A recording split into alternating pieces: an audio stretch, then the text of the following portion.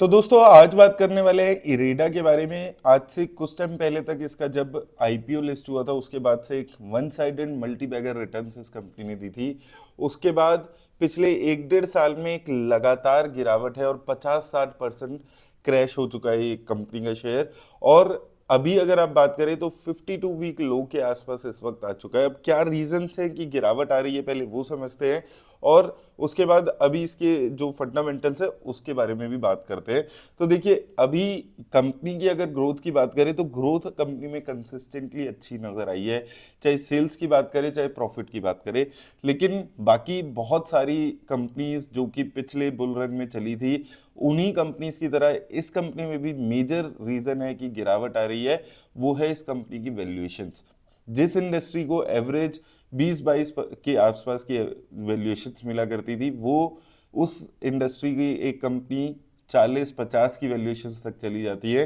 तो उसके बाद टाइम करेक्शन देखने को मिलता है, वैल्यू इरोजन देखने को मिलता है, जो इस कंपनी में भी देखने को मिल रहा है और बहुत सारी इसके अलावा सरकारी कंपनीज पे देखने को मिलता है। सिमिलरली हमने कुछ दिन पहले आईआरएफसी पे बात की थी, वहां पर भी सिमिलर चीजें हैं और यहाँ पर भी वही रीजंस आपको नजर आएंगे। धीरे धीरे बहुत बड़ी बड़ी बातें होकर रिटेल इन्वेस्टर्स को धीरे धीरे स्टॉक्स दिया गए, वहां पर कोई रियल इन्वेस्टमेंट नहीं हो रही थी। यहाँ पर फ्री फ्लोट कम होता है तो मैनिपुलेशन होना आसान होता है। ना बहुत ज़्यादा म्यूचुअल फंड्स की इन्वेस्टमेंट है, ना बहुत ज़्यादा फॉरेन इंस्टीट्यूशंस की इन्वेस्टमेंट है।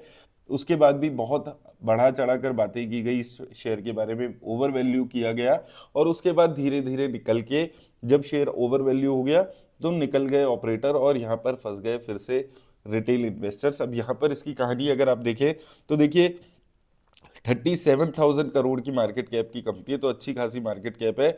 अभी इस वक्त 52 वीक लो पे आ चुकी है, लगातार गिरावट है और अगर आप देखेंगे एक टाइम पे 300 रुपये के आसपास पहुंच गए थे इस कंपनी और उसके बाद से गिरावट है और लगभग 50-60% की गिरावट आ चुकी है। यहाँ पर वैल्यूएशंस की बात करें तो एक टाइम पे वैल्यूएशंस लगभग 54-55 के आसपास पहुंच गई थी, जो कि इस इंडस्ट्री में जो ये काम कर रही है उसमें नहीं मिलती है। ये basically company government owned fully company है और एक एनबीएफसी की तरह काम कर रही है, जो कि मेजरली रिन्यूएबल एनर्जी से रिलेटेड लोन्स देती है। तो इस इंडस्ट्री को लगभग 20 के आसपास देखा जाता है जो on an average price to earning होती है, लेकिन यहाँ पर 50-55 तक चली गई थी। हालांकि ग्रोथ की बात करें तो अभी पिछले 2-3 क्वार्टर में जो सेल्स की ग्रोथ है उसमें थोड़ा सा गिरावट आपको देखने को मिलेगी। हालांकि जो प्रॉफिट्स हैं वो अभी भी इंटैक्ट इसके नजर आएंगे, लेकिन प्रॉफिट्स में सबसे बड़ी दिक्कत क्या है, क्वार्टर ऑन क्वार्टर बहुत ज्यादा आपको वॉलेटिलिटी देखने को मिलेगी। 500 करोड़, 250 करोड़, उसके बाद फिर 500 करोड़।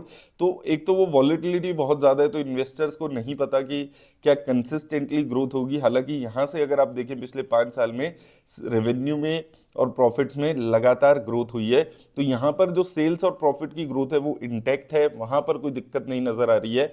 लेकिन ओवरऑल एक तो वैल्यूएशन गैप है जो कि बहुत सारी कंपनीज में देखने को मिलता है और उसके साथ साथ जो मैं अभी आपको बात बता रहा था, फॉरेन इंस्टीट्यूशंस ना के बराबर हैं। डोमेस्टिक इंस्टीट्यूशंस के नाम पे एलआईसी आपको मेजरली नजर आएगा, कोई म्यूचुअल फंड्स ये सब ट्रस्ट नहीं कर रहे हैं। और यहाँ पर भी आप देखेंगे पब्लिक के पास ज्यादा पैसा है, 13 लाख के आसपास इसके शेयर होल्डर्स थे जो अभी बढ़ के 26 लाख के आसपास हो चुके हैं। और अभी क्या करना है देखिए, लगातार अभी गिरावट आ रही है, जब तक नीचे कोई बढ़िया बेस नहीं बनता है तब तक यहाँ पर फ्री फॉलिंग रहने वाला है ये कंपनी और थोड़ा सा आपको सतर्क होके यहाँ पर चलना होगा अगर आप इस लालच में कि 50-60% शेयर डाउन है इन्वेस्टमेंट करने के बारे में सोच रहे हैं।